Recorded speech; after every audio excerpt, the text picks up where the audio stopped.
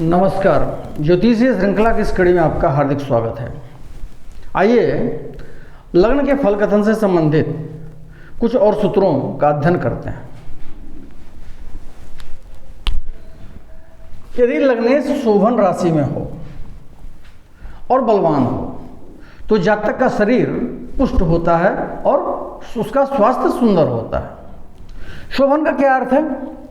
जिससे ग्रह शोभा बढ़ाए उसको शोभन कहते हैं। ग्रह शोभा कब बढ़ाता है? जब ग्रह शुभ राशि में हो, स्वगृही हो, मूल त्रिकोण या उच्च राशि में बैठा हो, शुभ वर्गों में हो, वह राशि पापाक्रांत और पापदृष्ट नहीं हो, ग्रह नीच या शत्रु वर्गों में न हो, तो इन सबसे ग्रह शोभा बढ़ाते हैं। अगला सूत्र है, यदि लग्न में कोई ग्रह नीच या शत्रु भाग में होकर बैठा हो, शत्रु भाग मतलब शत्रु वर्ग में बैठा हो, और द्वस्थान का स्वामी हो अर्थात छठे, आठवें या 12वें भाव का स्वामी हो, तो जातक का शरीर में सुख नहीं होता।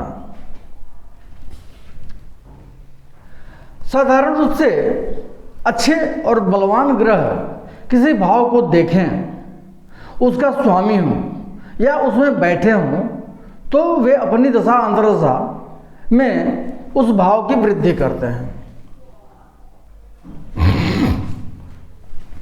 अगला सूत्र है कि लग्न को देखने वाला ग्रह, लग्न का स्वामी तथा लग्न में स्थित ग्रह, ये तीनों यदि छठे, आठवें अथवा 12वें भाव के स्वामी हों तथा द्वस्थान के स्वामी हों तथा शत्रु राशि या नीच राशि में स्थित होकर के दुर्बल हों, तो वे अपनी दशा अंतर्दशा में शुभ फल प्रदान नहीं करते हैं।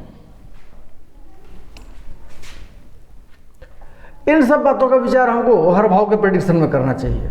जो हम लग्न के बारे में बता रहे हैं कि उसका ग्रह, लग्न का स्वामी तथा लग्न में स्थित ग्रह द्वस्थान के स्वामी हो या शत्रु राशि या नीच राशि होकर भी दुर्बल हो, तो दशा अंतर्दशा में शुभ फल प्रदान नहीं करते हैं। इन दो सूत्रों को हमें हर भाव के प्रेडिक्शन में, हर भाव के फल कथन में इसका उपयोग करना चाहिए। अगला सूत्र है, यदि लग्न में जल राशि हो, जल राशि कौन कौन होती है? कर्क और वृश्चिक और मीन, ये तीनों कर्क राशि, ये जल राशियां होती हैं, जल प्रकृति की राशि हैं।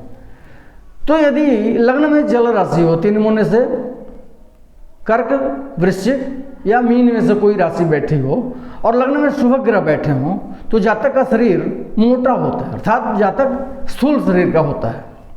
और यदि लग्नेश जल राशि में स्थित हो, लग्न का स्वामी जल राशि में स्थित हो, बलवान हो और सौम्य ग्रह के साथ बैठा हो, तो वैसे जातक का शरीर पुष्ट होता है। अगले वीडियो में हम लग्न के विश्लेषण से संबंधित कुछ और सूत्रों का अध्ययन करेंगे। नमस्कार।